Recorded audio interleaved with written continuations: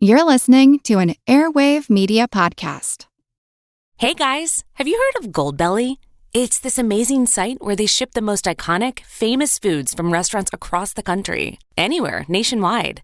I've never found a more perfect gift than food. Goldbelly ships Chicago deep dish pizza, New York bagels, Maine lobster rolls, and even Ina Garden's famous cakes. So, if you're looking for a gift for the food lover in your life, head to goldbelly.com and get 20% off your first order with promo code GIFT. That's goldbelly.com, promo code GIFT. Starting a business can seem like a daunting task, unless you have a partner like Shopify. They have the tools you need to start and grow your business. From designing a website to marketing to selling and beyond, Shopify can help with everything you need. There's a reason millions of companies like Mattel, Heinz, and Allbirds continue to trust and use them. With Shopify on your side, turn your big business idea into... Sign up for your $1 per month trial at shopify.com/special offer. Welcome to Historical Blindness, the Odd Past podcast. Those of you with an Apple ID, I encourage you, if you like what you hear, to please rate and review the podcast. And to podcast consumers on iPhones who are looking for a richer experience, I recommend you use the third-party app Overcast, which aside from being very intuitive and user-friendly, also provides additional content as podcasters intended. For example, when playing this show on Overcast, one can simply swipe over to find not only a brief description of the episode, but also the episode's entire blog entry, complete with images and working links to sources. For podcast listeners on Android and other platforms, check out Pocket Casts, which costs a few dollars but also provides a fuller experience with access to completely formatted material from podcasters' RSS feeds. This is not a paid endorsement of these applications. I simply want to express my appreciation for mobile apps that manage to provide the same rich experience that I craft on my own website. Again, check out Overcast, which offers a free version on iOS and allows users to easily connect to their Twitter accounts and tweet about the shows they love. On to the show.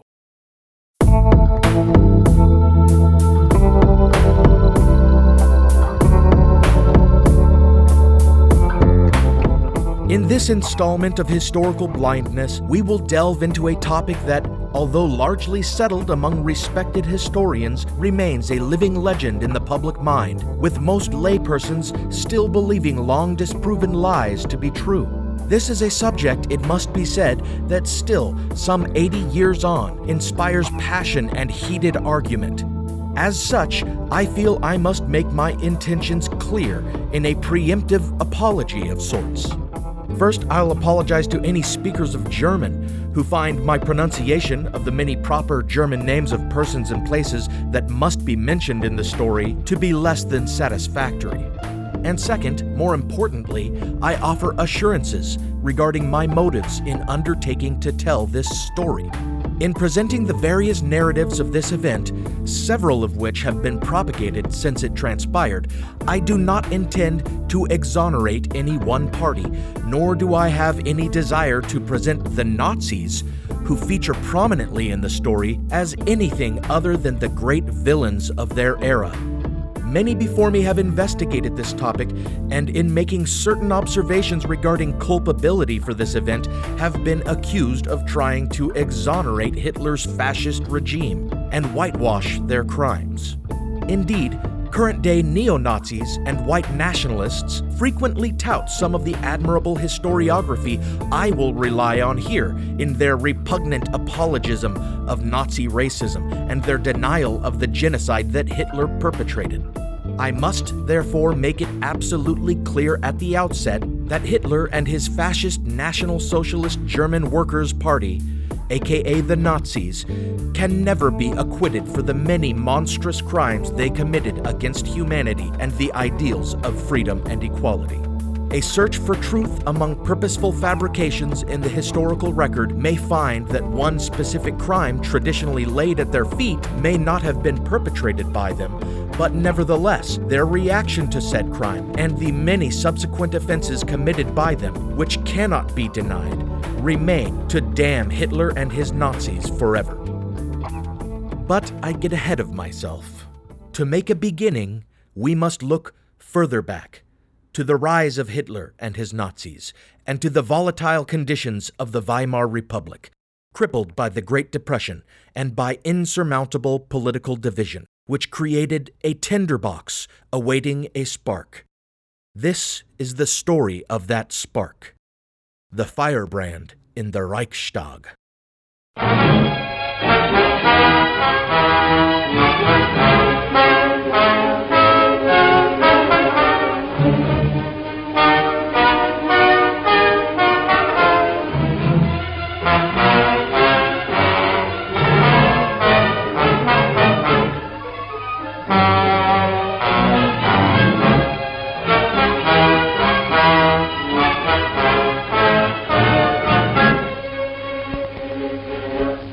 For 4 years, the world fought against the Kaiser and his troops, a war to end war.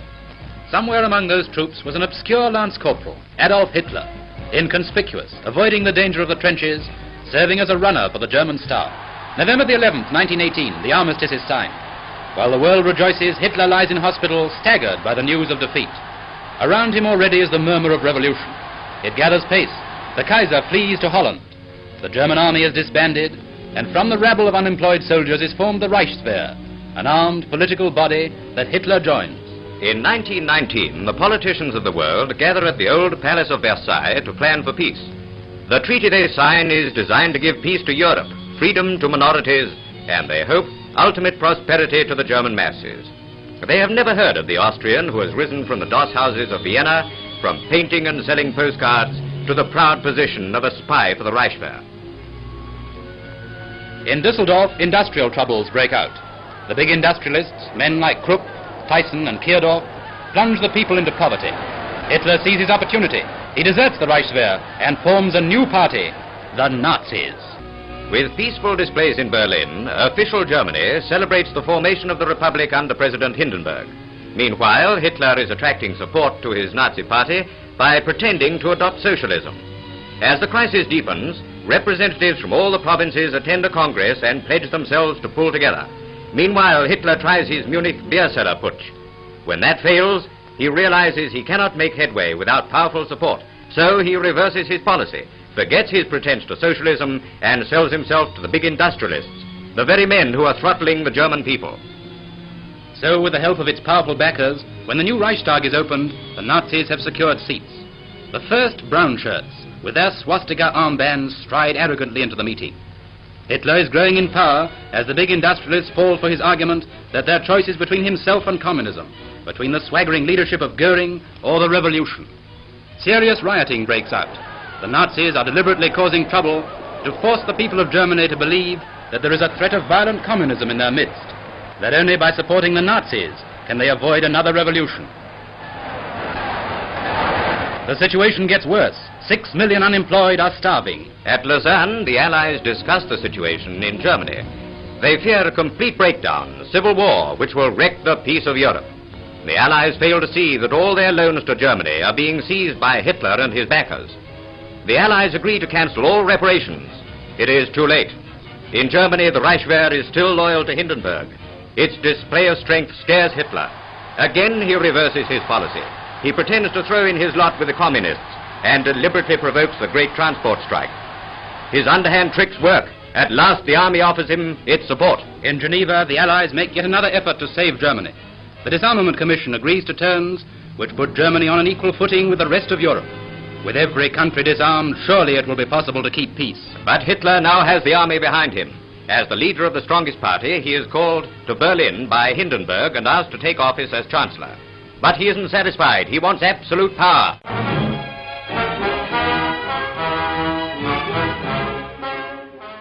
Thus the Weimar Republic in its death throes, a society gripped by an unemployment rate of almost 40%, a government that could not rule except by emergency decree and continual dissolution of a deadlocked legislature, and a very dangerous fascist newly installed as chancellor seeking to eliminate the political obstacle represented by the opposition Communist Party. The Nazi conflict with Berlin communists had just culminated in the Communist Party headquarters, the Karl Liebknecht House, being raided, their firearms stockpiles seized by the Berlin police, the chief of which also happened to be a leader of the SA, or Brown Shirts, the paramilitary wing of the Nazi Party. It was in this combustible atmosphere that, just after 9 p.m. on February 27, 1933, the conflagration began. The night was remarkably cold, 22 degrees Fahrenheit, with an icy wind that blasted through the streets of Berlin, cutting through one's overcoat to chill the bones. This wintry gale blew hard on the facade of the Reichstag, the grand edifice of German republicanism that had housed various legislative bodies and stood with its ornate neo-Baroque columns and impressive glass and steel cupola for nearly 40 years. The Reichstag was empty at this time of night. The last government official departed for the evening, the postman come and gone, the night watchman done with his rounds. Nevertheless, the streets around the Reichstag were not deserted completely. Various passers-by were still about, hurrying home through the cold or enjoying a bracing winter's walk, arm in arm with a spouse. One of these, a student come from the library and passing near the front of the Reichstag, heard breaking glass, and, turning, saw a figure on a first-floor balcony with what appeared to be a flaming object in hand. The student immediately sought out a policeman who was walking his beat on the opposite side of the Reichstag. He pointed the officer in the direction of the figure he'd seen, slapping his back and insisting he investigate. Upon reaching the spot the student had indicated, the officer, a sergeant, saw a broken window and observed a reddish glow within the building. Another passerby joined him to gawp silently, and then a third, a typesetter who had heard the glass breaking, thought he'd seen two men entering the building and tried to raise the alarm on the southern side of the Reichstag with a blind cry into the night that may not have even been heard. Having returned to find the sergeant and the other passerby, he joined them in staring at what was the restaurant on the first floor, seeing a figure inside passing before several windows, torch blazing in hand. They followed his progress. The sergeant drew his gun. The typesetter bellowed, "Why don't you fire?" And the sergeant did, discharging his gun toward a window where the intruder could be seen, and only succeeding in driving the firebug farther into the Reichstag's interior. Only then did the police sergeant think to send a passerby to raise the police and the fire brigade. What ensued was a comedy of errors, with people running in all directions, to a police precinct shouting for help, to an engineering institute pleading for the caretaker to telephone the fire brigade, and to the lodge of the doorkeeper of the Reichstag, demanding he activate the fire alarm. In response, the 32nd Precinct scrambled a squad car, but brought no reinforcements.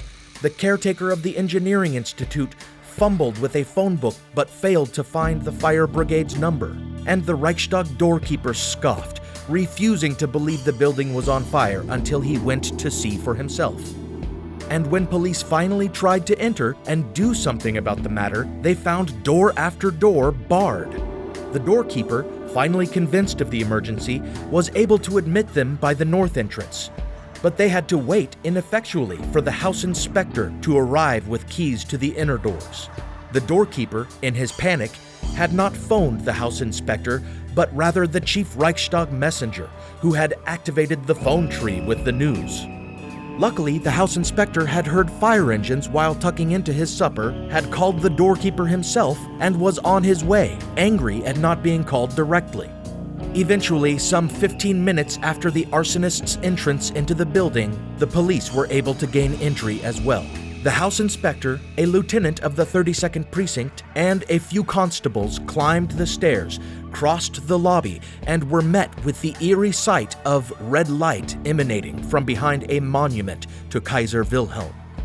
The curtains framing a door to the main session chamber were blazing, and through the glass door, more fire could be glimpsed. Upon entering the session chamber, they witnessed a sheet of fire rising behind the tribune and the speaker's chair at the back of the chamber, as well as below in the stenographer's well. It looked to them like a brightly glowing church organ. The House inspector also claimed to have seen numerous small sputtering fires among the deputies' benches on either side of the tribune. Firemen had meanwhile arrived, fighting a number of small fires in other lobbies, so the House inspector shut the doors and left with a constable to search out the arsonist. One of the firemen thereafter opened the door again and, struck by smoke and heat upon entering the session chamber and marking a great draft through the doors, thought it best to close the room off. But of course, the chamber was not truly shut off, for the great glass dome above had been breached by the fire, acting as a chimney and making of the chamber a furnace. Before long, the Reichstag's session chamber would be absolutely cored out of the building. The House inspector and the constable did not search for long before, as they passed beneath a grand chandelier in the southern corridor of Bismarck Hall, a tall and bare-chested young man darted in front of them, coming from the direction of the rear of the session chamber. Upon seeing them, he froze a moment before trying to flee back from whence he had come. When the constable trained his pistol on the figure and called for him to raise his hands, the young man stopped and complied, heaving for breath. Searching his trousers, the constable found a passport with a name, Marinus van der Lubbe. "Why did you do it?" the House inspector demanded, trembling in a fury. "As a protest," van der Lubbe said mildly, and the House inspector struck him. Marinus van der Lubbe was taken away to endure an arduous interrogation, and by 11 p.m., the fire he had apparently set was extinguished, leaving only a charred black cavity at the heart of the Reichstag, where the session chamber had been. No one else was arrested on the scene, and indeed no other suspects had been witnessed. Although the typesetter who witnessed someone breaking in thought at first he had seen two figures, it eventually seemed more likely to investigators that the second figure had been a reflection. And though there was subsequent report of a shadowy figure seen leaving the southern entrance of the Reichstag at about the same time as the window was being broken, receiving some sort of gestural signal from two women across the street, and then fleeing, though not without a suspicious backward glance at the building, later, this shadowy agent was determined to have been an innocent passerby taking shelter from the wind and then running off to catch a bus. And with Marinus van der Lubbe's confession, which he gave gladly, in addition to his subsequent walkthrough of the Reichstag to show authorities how he had set the fire quite by himself, it appeared that the case was closed and the state had their man. But, of course, if you have ever heard of the Reichstag fire, you know it was not that simple. The event has become a pivotal moment in modern history, and in public perception it has come to serve as a symbol for conspiracy and manipulation. It is looked at and referred to as the prototypical example of a false flag operation, or a covert operation executing some incident with the intention to deceive the world into believing said incident was perpetrated by some nation or group that in fact bears no responsibility for it. The Reichstag fire has become the quintessential false flag operation and has been used ever since in political discourse to draw parallels and cast aspersions, fueling conspiracy theories from one extreme of the political spectrum to the other. After the attacks of September 11, 2001, when the Bush administration declared a nebulous and unilateral war on terror and whittled down civil rights with the Patriot Act, critics cried that 9/11 was his Reichstag fire. When the tragic mass shootings of 2012 prompted an urgent national discussion of mental illness and gun violence, some conspiracy theorists callously suggested these events were staged by the Obama administration as part of a plan to declare martial law and disarm the populace, the idea being that they would be his Reichstag fire, justifying the taking of our guns. Even leading up to the recent election of Donald Trump, some feared an imminent Reichstag fire event that would allow Obama to extend his time in power or somehow rig the election against the Trumpites. And now, in the age of Trump, fueled by genuine fear-mongering from an administration that tells us any checks on its power, any obstruction of its agenda will result directly in terror attacks, Anxiety over a looming Reichstag fire runs high. Even as I prepared this episode, a recent and horrifying chemical attack in Syria is suspected to be a false flag intended to trigger or justify American military action against the current Syrian regime, which Trump promptly and literally launched. With so much meaning imbued in this event, it behooves us to examine it more closely as a false flag. Accusations that a conspiracy was afoot began almost immediately, as the Speaker of the Reichstag, Hermann Göring, whose residence stood across the street, straightaway formulated the opinion that the fire was the work of the embattled communists, and specifically the leader of the Communist Party in the Reichstag, Ernst Torgler. And even as the building burned, then Chancellor Adolf Hitler arrived at the scene, and on a balcony overlooking the conflagration inside the session chamber, lit by the glow of the fire and red-faced from the heat and from fury, is said to have remarked that it was the beginning of a communist uprising. "Now we'll show them," he is said to have shouted. Quote, "Anyone who stands in our way will be mown down. The German people have been soft too long. Every communist official must be shot. All communist deputies must be hanged this very night. All friends of the communists must be locked up." End quote. And indeed, the night of the fire, the Berlin police and the brown shirts were quite busy, kicking down the doors of thousands of communists to drag them out of their beds and incarcerate them. Before long, the Nazis had charged 4 others for the firing of the Reichstag. Communist leader Ernst Torgler, who had been in the Reichstag late that evening, and 3 little-known Bulgarian communists, Georgy Dimitrov, Blagoy Popov, and Vasily Tanev.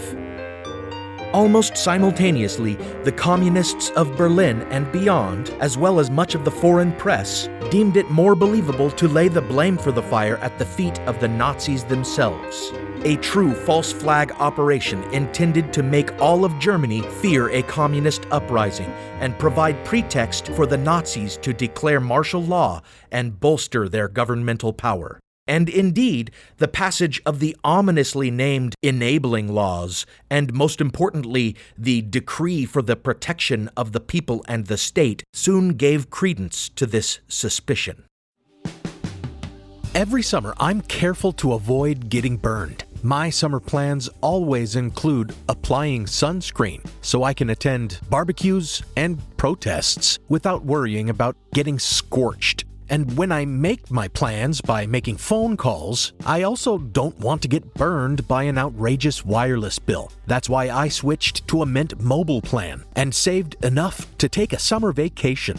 With Mint, I found no difference in speed or coverage, just a big difference in cost. And right now you can switch to a Mint wireless plan like me to avoid sweating those surprise charges and overages. You'll just be chillin' with Mint's offer of 3 months premium service on the nation's largest 5G network for just $15 a month. With high-speed data and unlimited talk and text, it might just be the coolest thing happening this summer.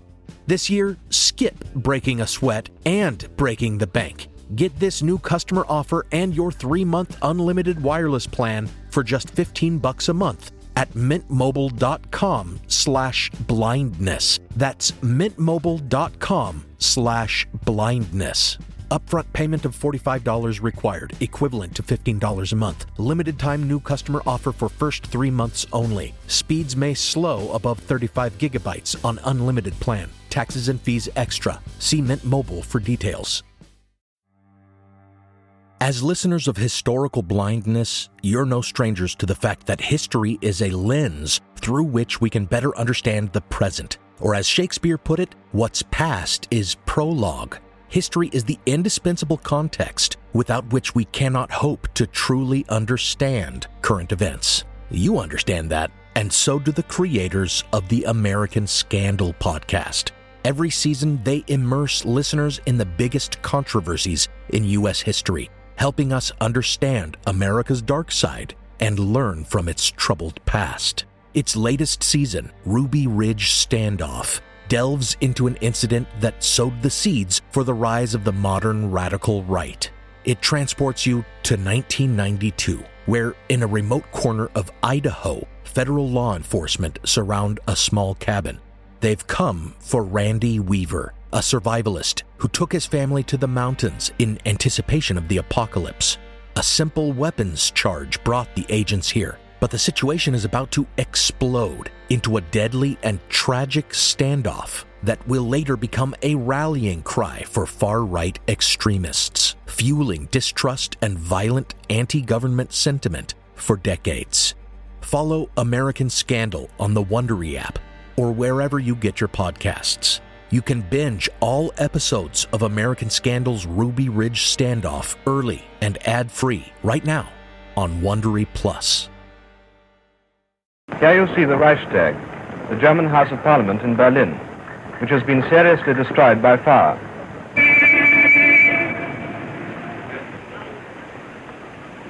The main hall in which the deputies conducted their debates has suffered most from the conflagration. And after the general election which is about to take place, Parliament will have to find a temporary home elsewhere. Flames are no respecters of persons, and President Hindenburg's own chair was also destroyed. Hitler, now Chancellor, has announced that the fire was the work of communists and was intended to be the signal for a Bolshevist uprising throughout the country. In consequence, Germany has been placed under a system of martial law, a decree having been signed which aims at the total destruction of communism. On one item, at least, both sides of this argument could agree. Marinus van der Lubbe could not possibly have managed to set the Reichstag ablaze all by himself. Just based on common sense, almost everyone decided that he was either a madman or an imbecile, and details of the investigation that thereafter emerged only encouraged this assumption.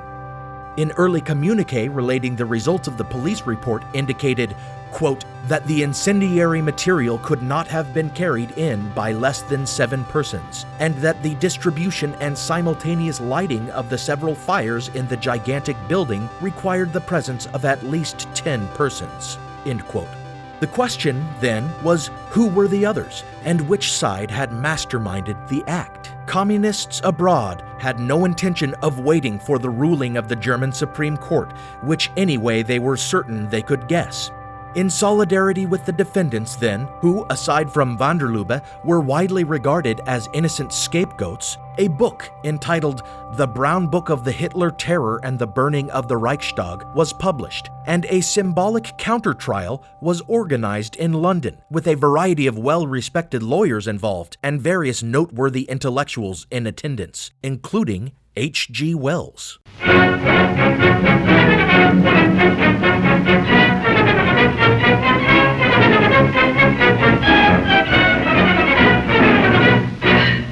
The fire which destroyed the Reichstag on February the 27th is providing the most sensational political trial since the Dreyfus case. Here is the gutted building, the firing of which is being laid to the account of 5 avowed or supposed communists. Now hear the testimony of the young relatives of 2 of them, the girl Dimitrova and the boy Kurt Torgler. 4 communists are now on trial in danger for their lives in Leipzig. They are accused of burning the Reichstag. One of them is my brother Dimitrov. The other is the father of this boy, Torgler. The other 2 are Popov and Tanev. All have spent their lives on serving the working people and never have had anything to do with such methods and crimes. We have both come here in England to give evidence before an inquiry of famous lawyers, and we are glad to have heard today that they have declared their belief that all 4 are innocent. The Brown Book and witnesses at the counter-trial took the low estimation of van der Lubbe's character and ran with it, relying on a variety of never-before-cited sources to implicate the firebug as a homosexual prostitute and familiar of brown shirt leader Ernst Röhm. The book also uncovered the fact that a tunnel existed beneath the home of Speaker Hermann Göring, crossing beneath the street and offering the likeliest means by which Nazi arsonists could have entered and exited the Reichstag undetected. Thus, the true incendiaries had escaped unseen and left behind their patsy, Marinus van der Lubbe, erstwhile communist perhaps, but in truth a Nazi stooge. This brown book, which was written anonymously but popularly attributed to none other than Albert Einstein, who always denied authoring it, presented a narrative of the fire that persisted for many years to come, such that many history textbooks reported as fact that Hitler certainly arranged the burning of the Reichstag himself, and even today many will repeat this story as accepted fact. Now for the scene of the actual trial in Leipzig. The prisoners filed into the court. Van der Lubbe is first handcuffed. Then the smartly groomed Torgler, former chairman of the German communist deputies to the Reichstag. Afterwards the three Bulgarians, Dimitrov, Popov and Tanev. Van der Lubbe is the only one actually charged with arson, having been found in the Reichstag building at the time of the fire. The four prisoners other than Van der Lubbe are not manacled, though closely guarded by policemen. Now the president of the court, Bunga by name, delivers his address, in which he deprecates the attempt to prejudge the issue, while Van der Lubbe listens with a depressed air. Wegen Brandstiftung und hochverräterischen Unternehmens. This trial, apart from its sensational implications, is unique in the manner of its presentation, employing as it does all the modern methods of spectacular publicity. Besides the press and the newsreel, loudspeakers carry the words to every corner of the court. Wireless broadcasts it to the world, and gramophone discs preserve it as history for posterity. Dass die Verteidigung der Angeklagten. After the counter-trial, the whole world, having witnessed the consolidation of Nazi power and the ruthless grinding out of communist resistance in the wake of the fire, waited with bated breath for the outcome of the trial. But to the surprise of most, reports from the Supreme Court indicated that the defendants were receiving a rather earnest defense and fair trial. Unusually, the proceedings found themselves bogged down in somewhat extraneous matters, as the prosecution, rather than just focusing on proving the defendants' guilt, endeavored instead to defend the Nazis from the accusations of the Brown Book. When the trial did focus on the charges at hand, the issues under examination were whether van der Lubbe had any concrete association with the Communist Party leadership and fellow defendant Torgler in particular, which according to the court's opinion the prosecutors failed to prove.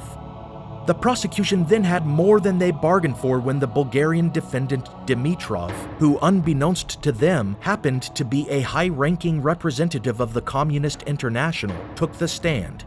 With sharp wit and clever logic, he turned every accusation back at the Nazis, holding up a figurative mirror so that every implied wrongdoing, every allegation of conspiracy and furtive crime became a fresh charge they had to defend against themselves.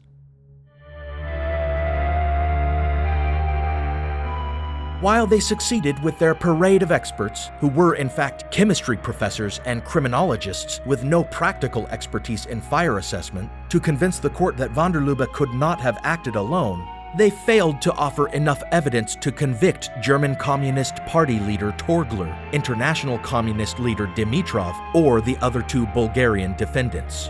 Marinus van der Lubbe, however, who had stringently denied having accomplices throughout the proceedings and seemed to sink into black despair as the consequences of his actions unfolded, was convicted.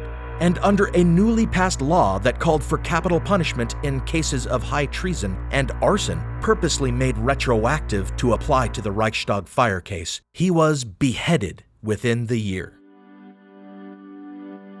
With the Supreme Court ruling that van der Lubbe did indeed have accomplices, the Nazis were at least able to maintain their insistence that their rule had been necessitated by the Red Peril. Meanwhile, the rest of the world, and for the most part historians, would side with the communists and remain convinced that the Nazis themselves were the shadowy accomplices. And, ironically, their own tribunal, called on to condemn their enemies, had only served to prove the suspicions against themselves. Indeed, the ironies abound in this story, for not quite 30 years after the fire, an outsider to the world of academic history named Fritz Tobias, giving a sober and balanced look at all surviving documents, would prove to the world that Marinus van der Lubbe was indeed the sole arsonist, and his reckless act of political indignation meant to wake up the common people to fight against the Nazi quote-unquote mercenaries of capitalism had indeed ushered in the horrors of the Third Reich. Tobias's work, which appeared in the German publication Der Spiegel in 1959, and which later he published under the title The Reichstag Fire, Legend and Reality, is a seminal work that changed history, even if it failed to completely alter the public imagination when it comes to the fire. And I have relied on its remarkable details heavily in this account.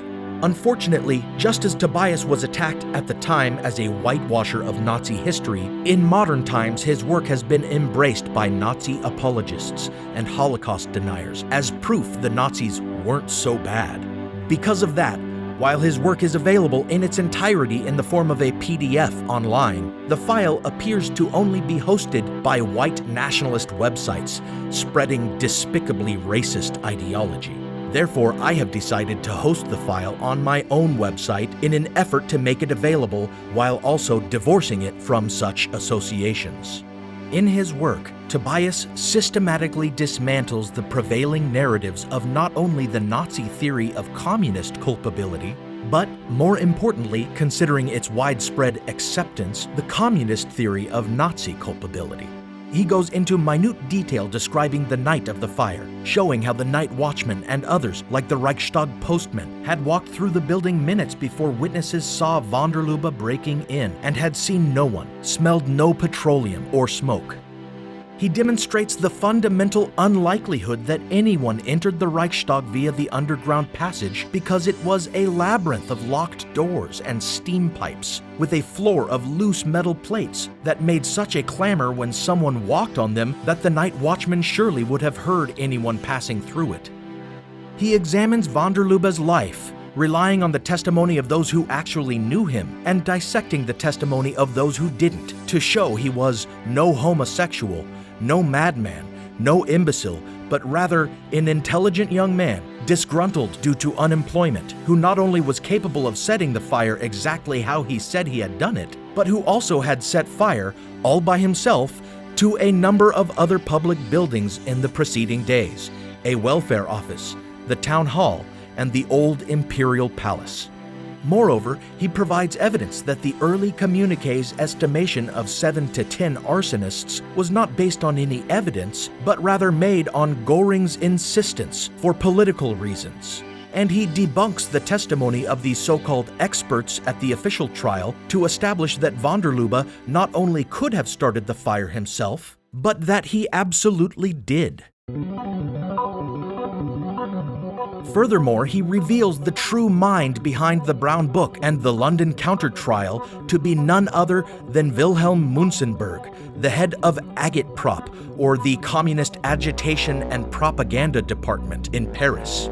Indeed, Tobias goes through every charge in the Brown Book, showing it to be an outrageous tissue of lies and forgeries, invented not only to indict Nazis for starting the fire, but also to further the communist cause. And he reveals the counter-trial to be a farce, with comical language barriers, communist agitators pretending at unbiased judgment, bored officials checking out girls, and even one witness who actually wore a mask on the stand in order to pretend to be a stormtrooper with inside knowledge of the arson, when in fact he was a Jewish journalist.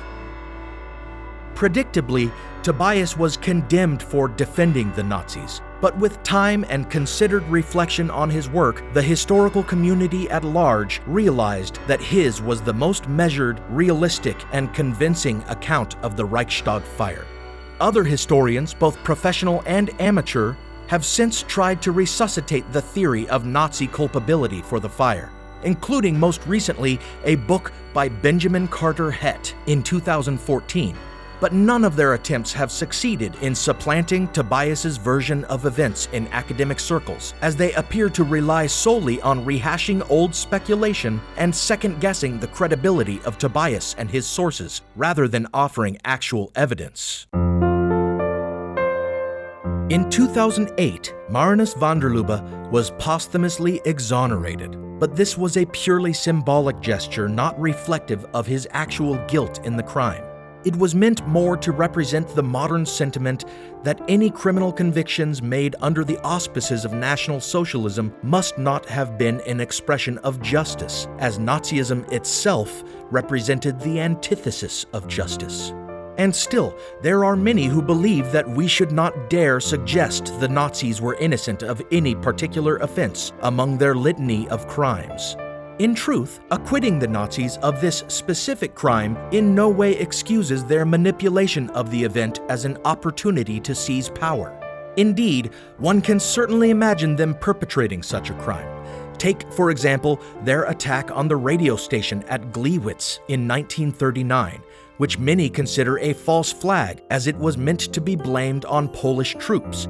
And to ensure this, they are said to have taken concentration camp prisoners, murdered them with injections, dressed them in Polish uniforms, and left them on the scene, although this too is disputed. The fact that they failed to plant such brazen evidence at the Reichstag, that they appeared by all reports shocked and angry upon learning of the fire, and that they then put their supposed suspects on trial rather than summarily executing them to control the narrative of their hoax, all tends to show that they weren't responsible for the arson. But the fact that Hitler seized on the opportunity with such gleeful alacrity, calling it a quote-unquote signal from heaven, should serve as an even darker lesson to which we should never turn a blind eye. Whether or not events have been orchestrated in conspiracy, how a government reacts to them, how they use them to their own advantage to promulgate doctrines or advance agendas, must always be closely scrutinized. We cannot afford to wear blinders when it comes to our leaders' machinations. We might not survive such a bout of historical blindness.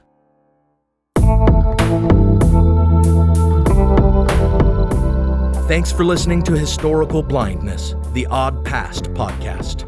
Some of the music for this episode was provided by Creepy Pizza and by Sean Duncan from his former project, Shaunario. Find these artists on iTunes, Spotify, SoundCloud, and Bandcamp. If you enjoy the show and are fascinated by historical mysteries, check out my novel, Manuscript Found, on Amazon, available in paperback and on the Kindle for a meager sum. The first of a trilogy that is mostly complete, this volume is a gripping yarn about a Masonic murder mystery and one of the grandest hoaxes ever perpetrated, the beginning of the Mormon Church. As always, you can support us by subscribing if you haven't already, liking us on Facebook, and following us on Twitter, where my username is @HistoricalBlind, by telling friends and family about the show, and by donating if you feel generous. On our website at historicalblindness.com/donate, you can give a one-time donation or visit our Patreon page at patreon.com/historicalblindness to pledge a monthly amount. Either way, you'll get a shout-out on the show. As usual, I'd like to end the episode with some podcast recommendations. Check out The Ends podcast, which explores in detail the endings of fascinating passages in history, in what host Kevin Allen describes as symphonies of tragedy. Also, have a listen to Books in the Wild, in which host Carrie Schroeder investigates the hidden stories behind obscure printed material. That's it for this episode. Thanks again for listening, and keep an eye out for a smaller upcoming Blind Spot episode.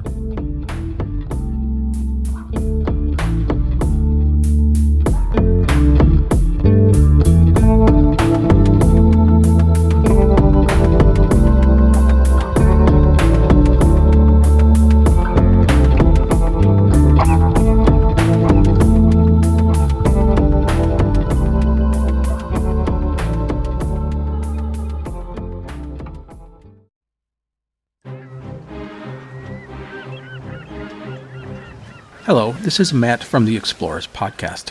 I want to invite you to join me on the voyages and journeys of the most famous explorers in the history of the world. These are the thrilling and captivating stories of Magellan, Shackleton, Lewis and Clark, and so many other famous and not so famous adventurers from throughout history. Go to explorerspodcast.com or just look us up on your podcast app. That's the Explorers Podcast. What does Sputnik have to do with student loans? How did a set of trembling hands end the Soviet Union? How did inflation kill moon bases? And how did a former president decide to run for a second non-consecutive term? These are among the topics we deal with on the My History Can Beat Up Your Politics podcast. We tell stories of history that relate to today's news events. Give a listen. My History Can Beat Up Your Politics wherever you get podcasts.